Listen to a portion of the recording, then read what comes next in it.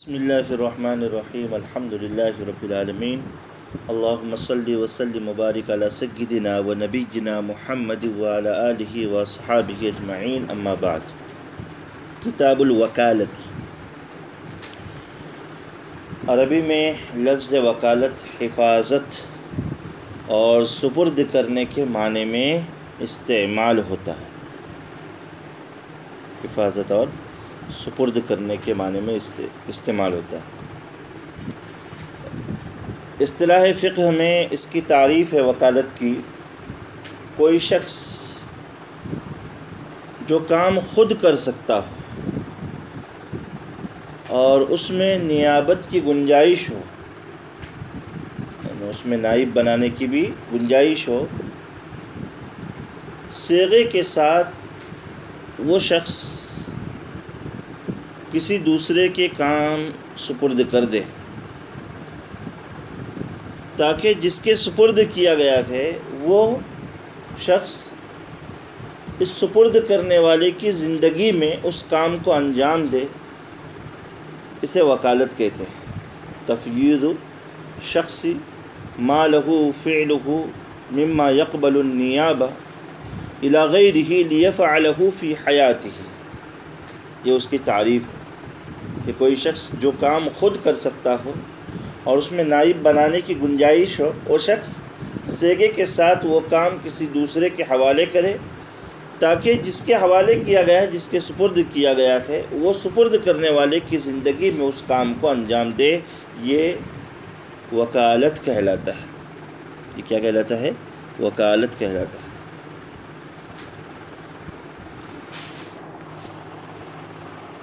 احادیث مبارکہ کی کتابوں میں ہے کہ آپ صلی اللہ علیہ وسلم نے حضرت ام حبیبہ رملہ بنت ابو سفیان رضی اللہ تعالی عنہ کا نکاح اپنے حق میں قبول کرنے کے لیے حضرت عمرو بن امیہ ضمری رضی اللہ تعالی عنہ کو وکیل بنائے۔ نبی کریم صلی اللہ علیہ وسلم مدینہ میں تھے اور حضرت ام حبیبہ رضی اللہ تعالی عنہ حبشہ میں، تو ان کا نکاح اپنے حق میں قبول کرنے کے لیے حضرت عمرو بن امیہ ضمری رضی اللہ تعالی عنہ کو نبی کریم صلی اللہ علیہ وسلم نے وکیل بنایا۔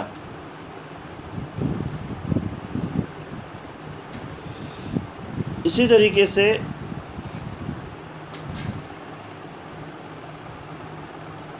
حضرت رافع بن خدیج رضی اللہ تعالیٰ عنہ کی روایت ہے کہ آپ صلی اللہ علیہ وسلم نے حضرت میمونہ سے حالت حلال میں، یعنی بغیر احرام کے نکاح کیا اور حالت حلال میں ہی دخول ہوا، اور میں ان دونوں کے درمیان میں سفیر تھا۔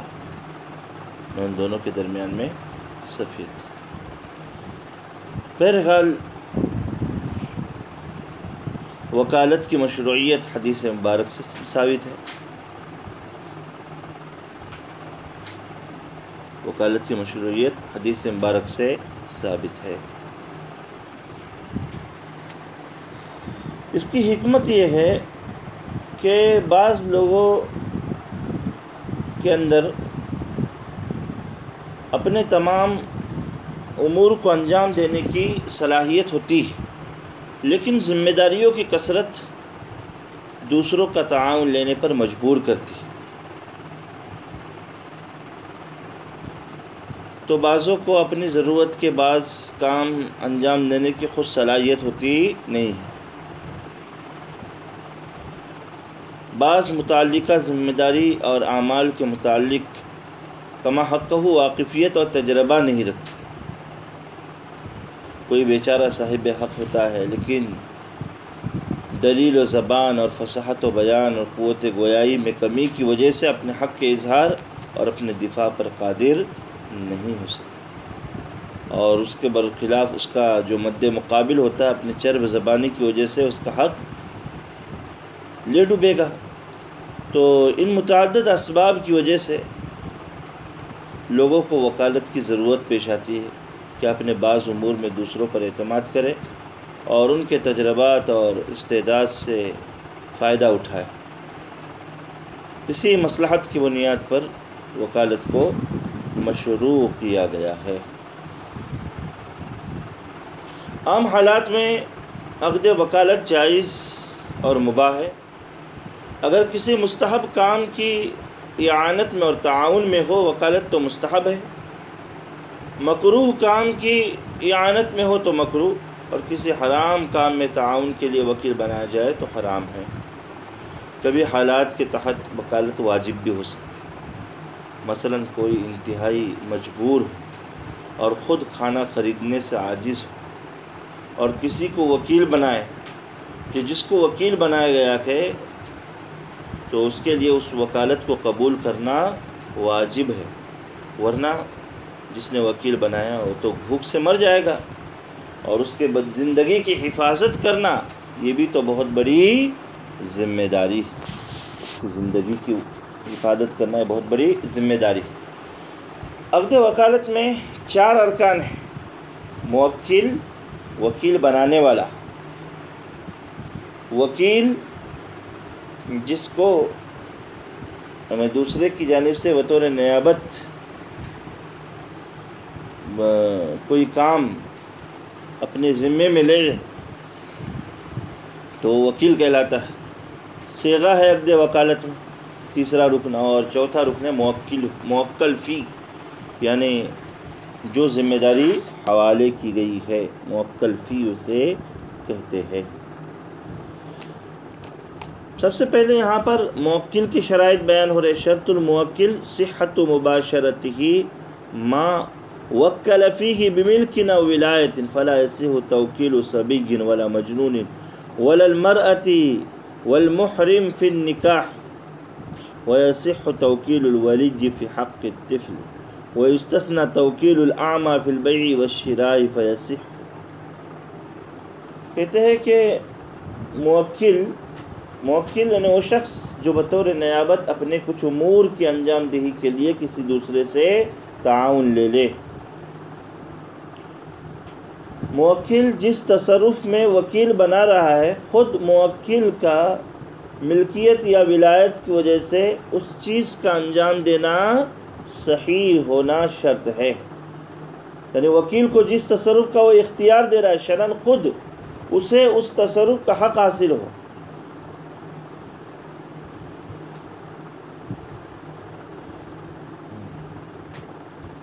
دوسرے کو جس تصرف کا نائب بنا رہا ہے اگر خود شرعاً اس تصرف کو انجام نہیں دے سکتا تو اس کی نیابت اور وکیل بنانا بھی صحیح نہیں ہے، کیونکہ موکل تو اصیل ہے، جب اصیل ہی تصرف پر قادر نہ ہو تو نائب کہاں سے قادر ہوگا۔ لہذا کسی مال کے مالک کو اس میں تصرف کے لیے وکیل بنانا جائز ہے جبکہ وہ عاقل ہو، بالغ ہو اور شرعاً اس کے تصرفات نافذ ہو، اس پر تصرفات کے اعتبار سے کوئی پابندی عائد نہ ہو۔ اسی طرح عبارت میں انہوں نے یہ بھی بات کہی کہ کسی کے مال کے ولی کے لیے جیسے باپ، دادا اور وصی اپنے ماتحت کے مال میں تصرف کے لیے وکیل بنانا جائز ہے، کیونکہ خود ولایت کی وجہ سے یہ تصرف کر سکتے یہ حضرات باپ، دادا اور وصی، تو انہیں جو نابالغ بچے کا یا مجنون کا مال ہوگا اس کے لیے کسی کو وکیل بنانا جائز ہے۔ ایک عاقل و بالغ شخص اپنے نکاح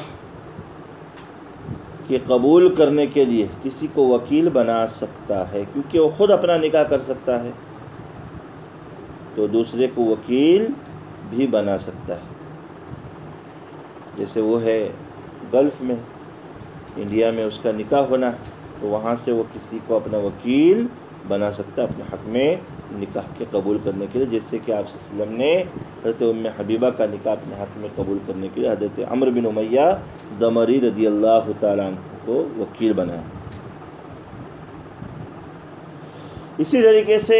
کسی باکرہ لڑکی کے عادل ولی کے لیے اس لڑکی کے نکاح کے لیے دوسرے کو وکیل بنانا بھی جائز ہے۔ مثلاً باپ ہے تو خود تو نکاح کرا سکتا ہے، لیکن اگر وہ چاہے تو اپنے بھائی کو یا کسی کو بھی وکیل بنا سکتے ہیں۔ لہذا پتہ چلا کہ کسی بچہ ہے، پاگل ہے یا بے ہوش ہے، اس کو وکیل بنانا صحیح، وہ اگر کسی کو وکیل بنائے تو یہ صحیح نہیں، کیونکہ شرعاً یہ بذات خود کوئی تصرف نہیں کر سکتے، تو کسی کو وکیل بھی نہیں بنا سکتے، کسی کو وکیل بھی نہیں بنا سکتے۔ فلا يصح توکیل صبی ولا مجنون ولا المرأة والمحرم فی النکاح، نکاح کے اندر حالت احرام میں موجود شخص کو وکیل نہیں بنایا جا سکتا، کیونکہ محرم خود نکاح کر نہیں سکتا، تو محرم وکیل بھی نہیں بنا سکتا، محرم وکیل بھی نہیں بنا سکتا۔ اسی طریقے سے عورت چونکہ بذات خود اپنا نکاح نہیں کر سکتی، لہذا کسی کو اپنے نکاح کا وکیل بھی نہیں بنا سکتی، کسی کو اپنا اس کا وکیل نہیں بنا سکتی۔ کہتے ہیں کہ اس اصول سے نابینا خارج ہے، وہ خرید و فروخت وغیرہ کے امور جو دیکھنے پر موقوف ہے، بذات خود انجام نہیں دے سکتا، لیکن کسی دوسرے کو ان امور میں مجبوری کی وجہ سے وکیل بنا سکتا ہے، اس لیے کہ اگر اسے وکالت کی بھی اجازت، وکیل بنانے کی بھی اجازت نہ دی جائے تو ایسی صورت میں اس کے لیے کافی مصیبت اور مشقت ہوگی، اور لا یکلف اللہ نفسا الا وسعها، شریعت تنگی نہیں کرتی ہے اس سلسلے میں۔ عقد وکالت میں دوسرا رکن ہے وکیل، اس کے شرائط بھی دیکھ لیجیے۔ کہتے ہیں وشرط الوکیل صحت مباشرته التصرف لنفسه لا صبی ولا مجنون وكذا المرأة والمحرم في النکاح، لیکن الصحیح اعتماد قول صبی في الإذن في دخول دار وإيصال ہدیۃ۔ کہہ رہے ہیں کہ وکیل میں یہ شرط ہے کہ جس کام کا اسے ذمہ دار بنایا گیا ہے بذات خود اپنے لیے اس کا انجام دینا صحیح، اگر خود اپنے لیے وہ تصرف نہیں کر سکتا، اس میں کسی دوسرے کا وکیل بھی نہیں بن سکتا، کیونکہ ایک انسان کا اپنی ذات کے لیے تصرف دوسروں کے لیے تصرف کے مقابلے میں قوی ہوتا ہے، لہذا اپنے لیے اصالتاً اور دوسرے کے لیے نیابتاً انجام دیتا ہے، اور اصالت نیابت سے زیادہ قوی تر ہے، اصالت نیابت سے زیادہ قوی تر ہے، اسی لیے بچے، پاگل اور بے ہوش کو وکیل بنانا صحیح نہیں ہے، ان کو وکیل بنانا صحیح نہیں ہے۔ البتہ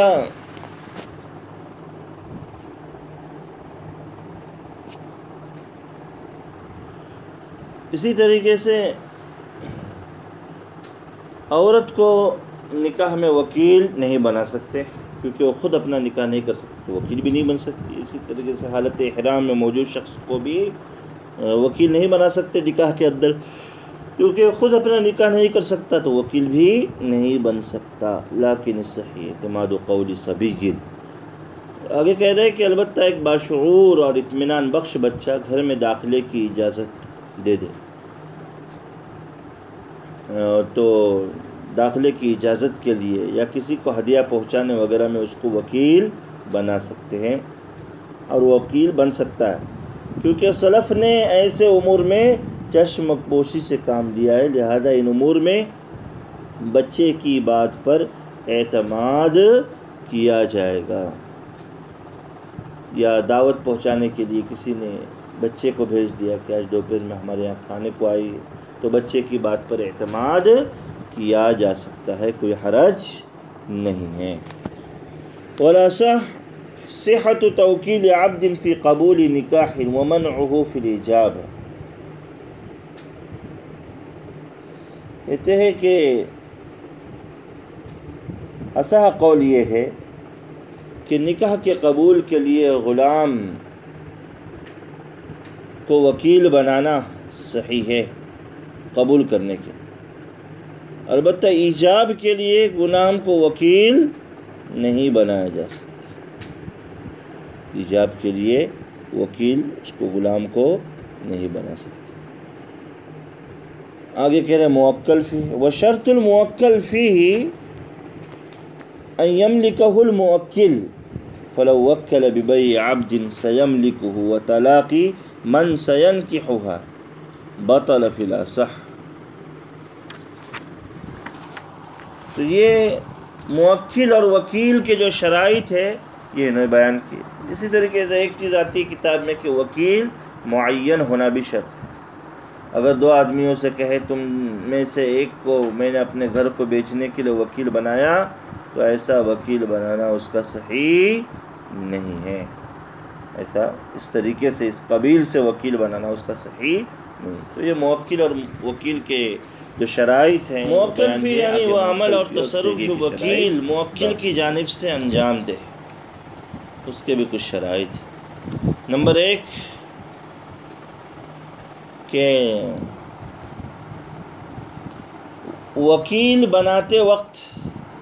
اس موکل فی میں موکل کو تصرف کا حق ثابت ہو، وہ اس کا مالک ہو، وہ اس کا مالک ہو یا خود اس چیز کو انجام دے سکتا ہو۔ جیسے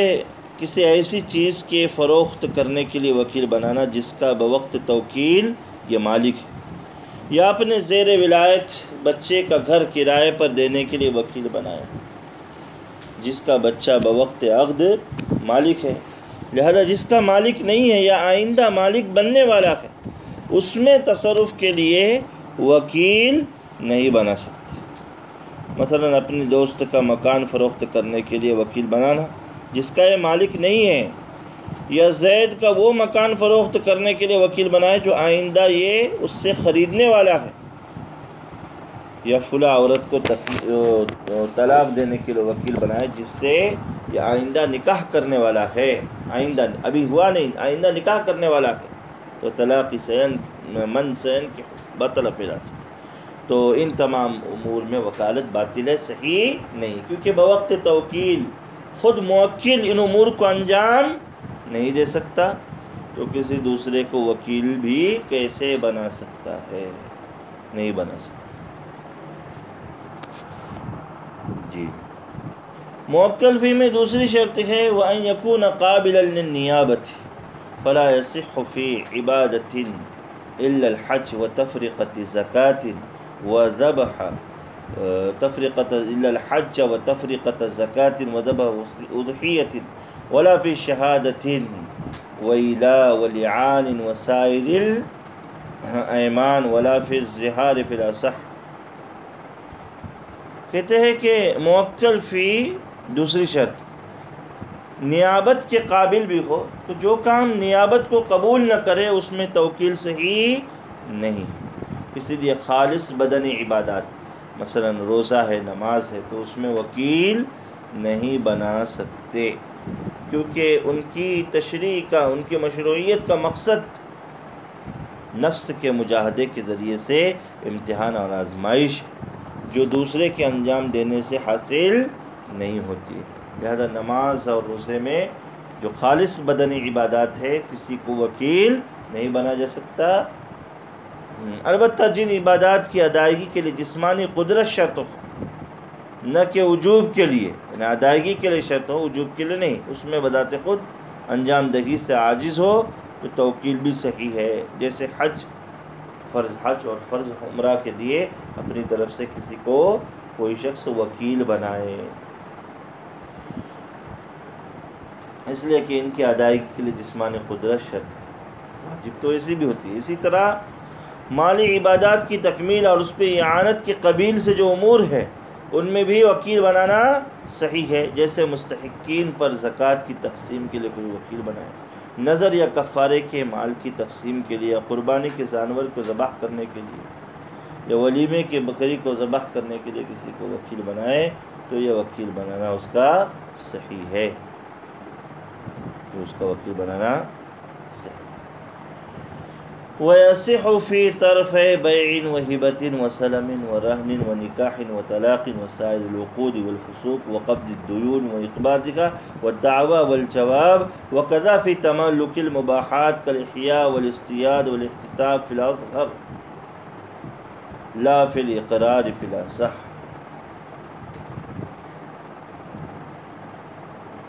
کہتے ہیں کہ کن امور میں وکالت صحیح ہوتی ہے اور کن امور میں وکالت صحیح نہیں ہوتی ہے، اس کے آگے تفصیل بیان کریں۔ وکالت یا تو کہہ رہے ہیں کہ وکالت یا تو حقوق اللہ میں ہوگی یا حقوق العباد میں۔ حقوق اللہ یعنی جو حکام مصلحت عامہ کے پیش نظر مشروع ہوئے ہیں، کسی متعین فرد کی مصلحت کے لیے نہیں، تو انہیں حقوق اللہ کہتے ہیں، حق اللہ اسے کہتے ہیں۔ بس یہ ایسا عام نظام ہے جس سے ہر کسی کا حق متعلق ہو، اس لیے تمام انسانیت کے رب کی طرف وہ منسوب ہو اور اسے حق اللہ کہا گیا، کیونکہ وہی تنہا اس کے مستحق ہے، کوئی انسان سے ساقط نہیں کر سکتا،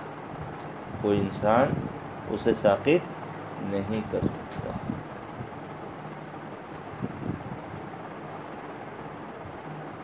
خالص عبادات اس میں داخل ہیں، اس میں توکیل صحیح نہیں ہے،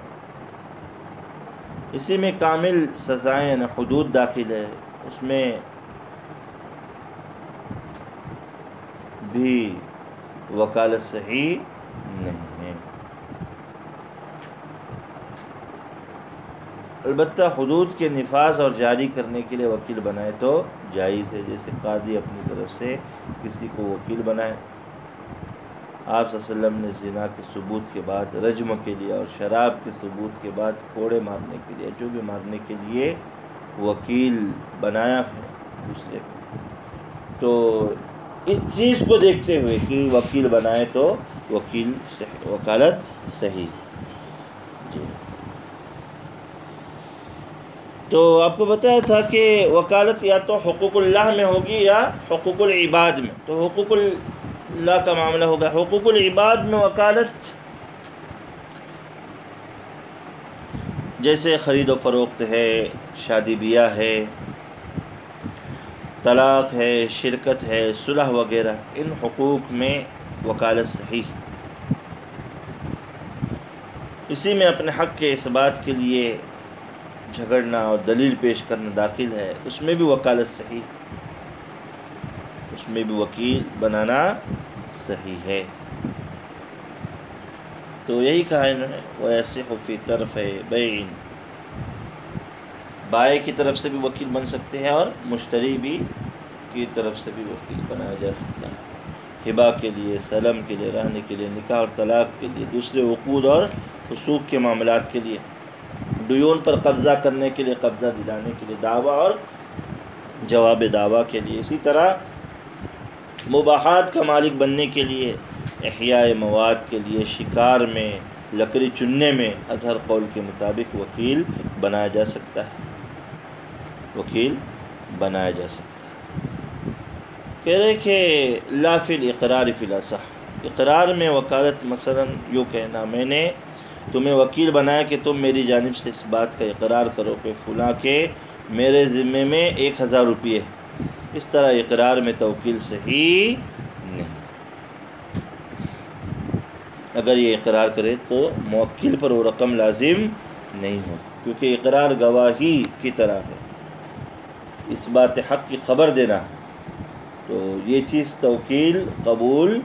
نہیں کرتی، یہ چیز توکیل قبول نہیں کرتی۔ وَيَصِحُ فِي اسْتِفَاءِ عُقُوبَةِ آدَمِيٍّ كَقِصَاصٍ وَحَدِّ قَذْفٍ وَقِيلَ لَا يَجُوزُ إِلَّا بِحَضْرَةِ الْمُوَكِّلِ۔ کہتے ہیں کہ قصاص کے اثبات اور نفاذ کے لیے وکالت صحیح ہے، کیونکہ اس میں بندے کے حق کا پہلو غالب ہے، یعنی مقتول کے اولیاء کا حق غالب ہے، اس لیے وہ اسے ساقط اور معاف کر سکتے ہیں، جیسا کہ اس کے بجائے دیت وصول کر سکتے ہیں۔ تو اس میں بھی وکیل بنانا صحیح ہے۔ بعض حضرات کہتے ہیں نہیں، جائز نہیں، موکل کی موجودگی میں ہی جائز ہے، اس کے بغیر جائز نہیں ہے۔ جی، تو کچھ لوگوں کی طرف سے یہ بات کہی گئی۔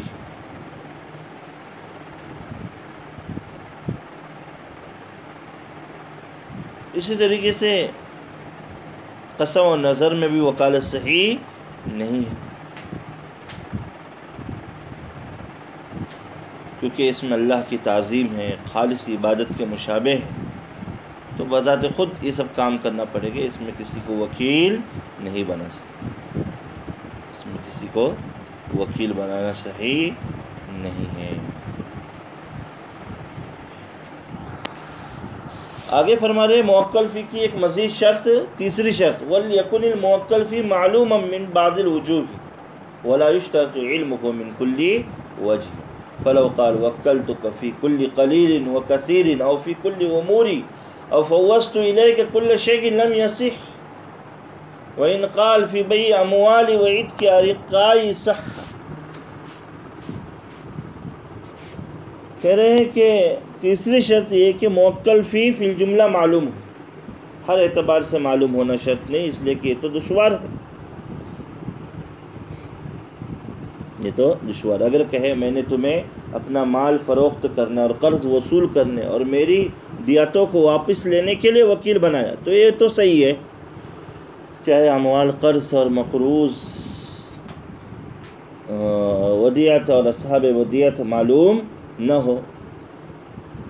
کیونکہ اس میں ضرر کم ہے، اور موکل فی کسی درجے میں معلوم تو ہو چکا۔ اگر کہے میرے چھوٹے بڑے تمام امور میں نے تم کو وکیل بنایا، یا ہر چیز تمہاری سپرد کر دی، یا تم میرے وکیل ہو، بس مطلق کا بس جیسا چاہے تصرف کرو، تو یہ توکیل صحیح نہیں ہے،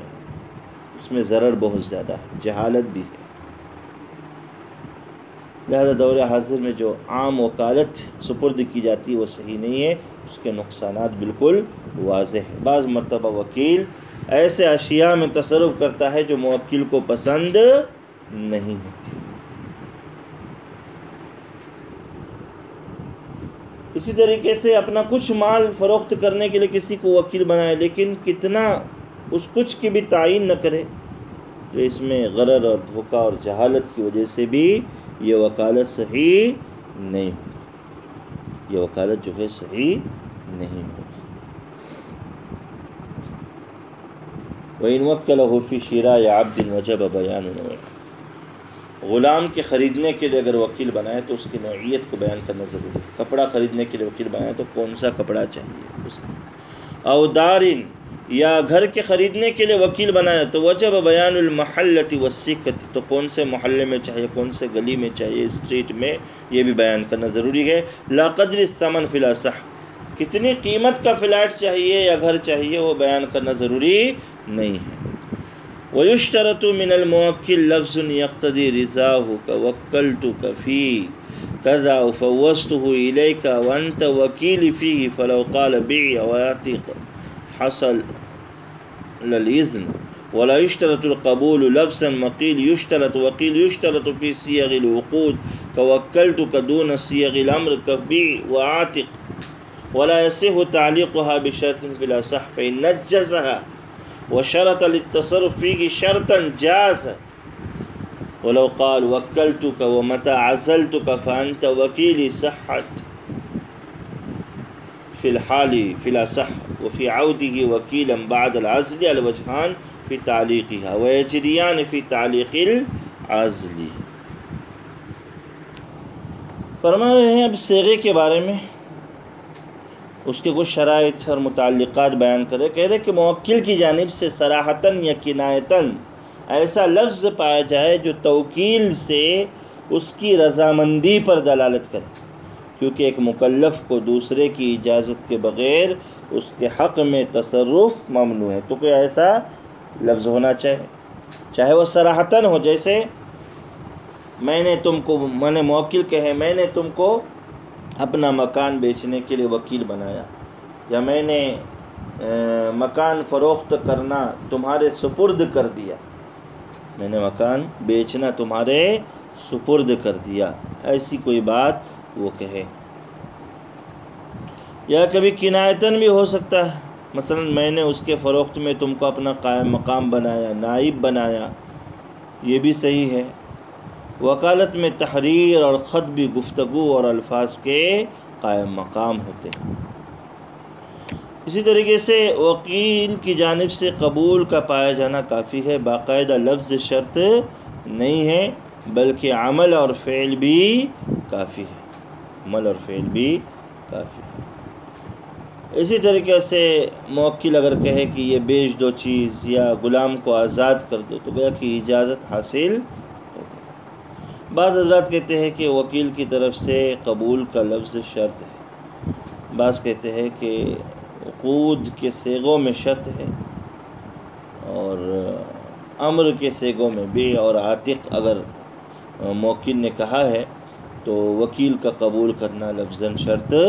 نہیں ہے، لیکن وکلت کا فوضت کا وغیرہ کہا ہے تو شرط ہے۔ یہ بعض لوگوں کا مقصد ہے، لیکن اصل جمہور کا کہنا ہے کہ وکیل کی جانب سے قبول پایا جانا کافی ہے، باقاعدہ الفاظ شرط نہیں ہے۔ اسی طرح صیغہ کسی شرط پر بھی معلق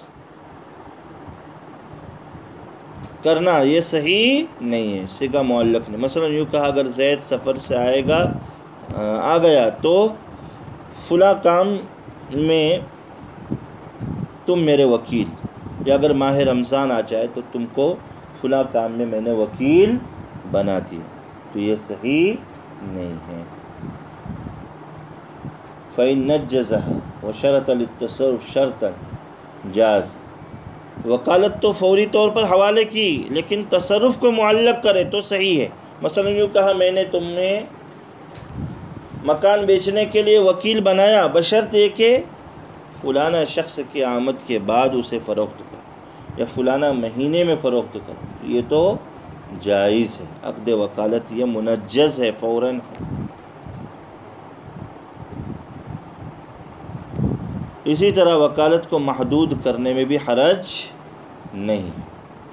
مثلا تم 1 ماہ کے لیے میرے وکیل ہو تو یہ وکالت سے ہے، اور مہینہ ختم ہوتے ہی وکالت بھی ختم ہو جائے گی۔ اس کے بعد وکیل کو کسی بھی قسم کا تصرف کا کوئی حق نہیں ہے کہ میں نے تم کو وکیل بنایا، جب بھی میں تمہیں معزول کروں فانت وکیلی صحت فی الحال، تو ابھی فوراً تو فی الحال تو اس کی وکالت صحیح ہے۔ البتہ معزولیت کے بعد پھر سے وکیل بنے گا کہ نہیں بنے گا، اس میں 2 وجہ ہے، 2 وجہ۔ وَيَجْرِيَانِ فِي تَعْلِيقِ الْعَزْلِ،